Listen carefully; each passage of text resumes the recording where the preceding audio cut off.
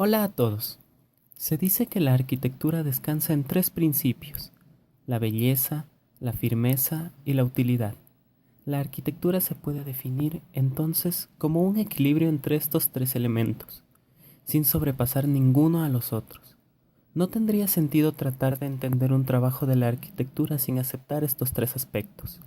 En esta ocasión, voy a hablarles acerca de tres obras arquitectónicas que fueron construidas en la Edad Antigua y Edad Media, las cuales, en mi opinión, son unas de las más importantes y también poseen una gran belleza. Comencemos. El Panteón de Agripa. El Panteón de Agripa, o Panteón de Roma, es un templo de planta circular erigido en Roma por Adriano, entre los años 118 y 125 después de Cristo, completamente construido sobre las ruinas del templo erigido en el 27 a.C. por Agripa, destruido por un incendio en el año 80. Dedicado a todos los dioses. La palabra panteón, de origen griego, significa templo de todos los dioses.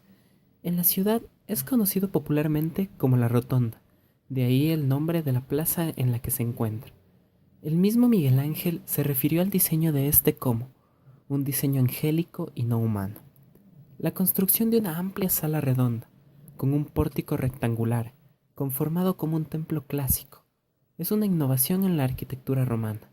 El modelo de espacio circular, cubierto por una bóveda, se había utilizado por la misma época en las grandes salas termales, pero era una novedad usarlo en un templo.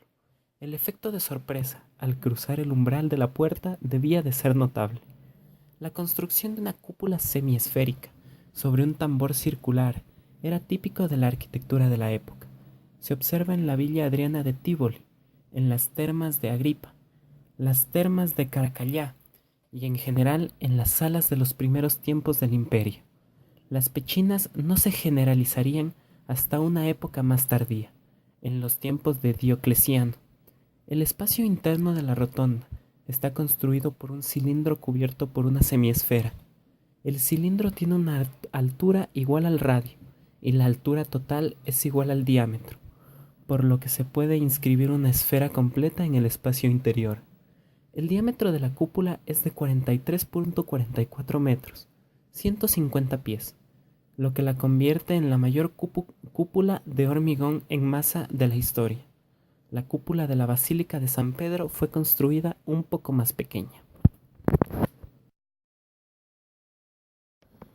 Santa Sofía.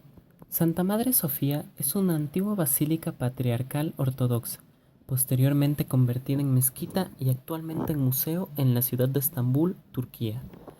Desde la fecha de su dedicación, en el año 360 y hasta 1453, sirvió como la catedral ortodoxa bizantina de rito oriental de Constantinopla, excepto en el paréntesis entre 1204 y 1261 en que fue reconvertida en catedral católica de rito latino, durante el Patriarcado Latino de Constantinopla del Imperio Latino, fundado por los cruzados. Tras la conquista de Constantinopla por el Imperio Otomano, el edificio fue transformado en mezquita, manteniendo esta función desde el 29 de mayo de 1453 hasta 1931, fecha en que fue secularizado. El 1 de febrero de 1935 fue inaugurado como museo. Se le llama Santa Sofía, pero este no es el nombre real. Sofía es en realidad la transcripción fonética al latín de la palabra griega sabiduría. El nombre completo, traducido al español, significa Iglesia de la Santa Sabiduría de Dios. El templo está dedicado a la Divina Sabiduría, una imagen tomada del libro de la sabiduría del Antiguo Testamento, y que hace referencia a la personificación de la sabiduría de Dios.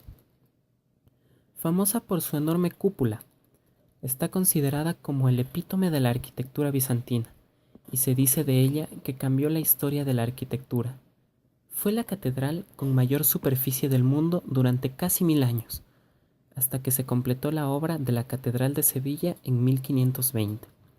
El edificio actual fue reconstruido entre 532 y 537 para ser usado como iglesia, por orden del emperador bizantino Justiniano I, siendo la tercera iglesia de la Santa Sabiduría edificada en ese mismo emplazamiento. El diseño es obra del arquitecto y físico jonio Isidoro de Mileto y del matemático y arquitecto lidio Antemino de Tralles. Sus arquitectos, Antemino de Tralles e Isidoro de Mileto, cubrieron el edificio, de planta casi cuadrada, con una cúpula central sobre las pechinas. Está reposada sobre 4 arcos, sostenidos a su vez por 4 pilares. 2 semicúpulas hacen de contrafuerte de la cúpula central y los muros abiertos están asegurados por contrafuertes. Posee además unos bellos mosaicos bizantinos. La construcción definitiva se llevó a cabo sobre la primitiva Basílica de Constantino entre el 532 y el 537, durante el reinado de Justiniano, en el periodo conocido como Primera Edad de Oro. Sus arquitectos realizaron un diseño sin antecedentes, tomando elementos conocidos como la planta basilical y rotonda, pero que se unen en una estructura nueva.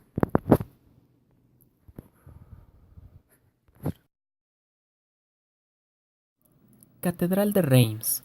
La Catedral de Nuestra Señora de Reims es una catedral de culto católico bajo la advocación de Nuestra Señora, la Virgen María, en la ciudad de Reims, en el departamento de Marne, en Francia, al noreste del país, a unos 160 kilómetros de la capital estatal, París. Es la cabeza de la diócesis de Reims. Construida en el siglo XIII, después de las catedrales de París y de Chartres, pero antes de las catedrales de Estrasburgo, Amiens y Beauvais. Es uno de los edificios góticos de mayor importancia en Francia, tanto por su extraordinaria arquitectura como por su riquísima estatuaria. En 1991 fue incluida en la lista del Patrimonio de la Humanidad por la UNESCO. La Catedral de Reims era, en el antiguo régimen, el lugar de la consagración de los monarcas de Francia. El último rey coronado fue Carlos X, el 28 de mayo de 1825. En su exterior encontramos los 3 pórticos, que están cargados de estatuas y estatuillas. Entre las catedrales europeas, solo Chartres tiene más figuras esculpidas. El pórtico mayor, dedicado a la Virgen María, tiene por encima un rosetón enmarcado en un arco en sí mismo, decorado también con estatuas, en lugar del habitual tímpano esculpido. Destacan los grupos de las jambas, donde se encuentra el tema de la Anunciación. Se puede ver la búsqueda de una nueva expresión donde los personajes parecen querer argumentar entre ellos, con gestos y expresiones individualizadas. El ángel de la sonrisa es el paradigma de esta nueva escultura gótica. Las fachadas del transepto están también decoradas con esculturas.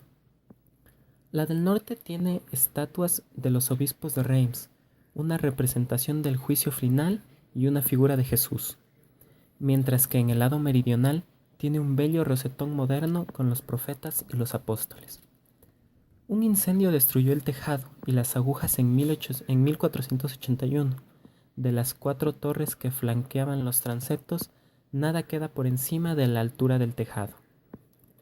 Sobre el coro se alza un elegante campanario de madera, de plomo que tiene 18 metros de alto, reconstruido en el siglo XV y en los años 1920.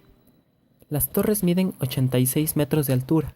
Entre otras escenas representadas están la lucha entre David y Goliat y la representación de la coronación de la Virgen María.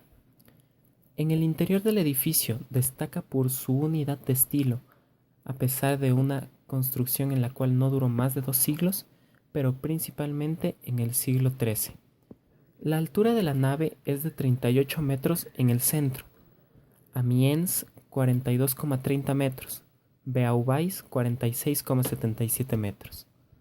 La nave mide 138,75 metros de largo y unos 30 de ancho. Comprende una nave central y 2 laterales. Los transeptos también tienen naves, un coro con doble pasillo y un ábside con girola y capillas radiales. Posee la catedral tapices, entre ellos una serie presentada por Robert de Lenoncourt, arzobispo con Francisco I, representando la vida de la Virgen. Actualmente se puede ver en el interior en el anterior palacio del obispo, el Palacio de Tau. El transepto norte contiene un órgano en una llamativa caja gótica. El reloj del coro está adornado con curiosas figuras mecánicas. Conserva vidrieras que van desde el siglo XIII al XX. Marc Chagall diseñó la vidriera instalada en 1974 en el eje del ábside. El tesoro, conservado en el Palacio de Tau, incluye muchos objetos preciosos, entre ellos la Sainte Ampoule o Santa Ampolla, sucesora de la antigua que contenía el aceite con el que los reyes franceses eran ungidos, que se rompió durante la Revolución Francesa, un fragmento de la cual contiene la actual ampoule.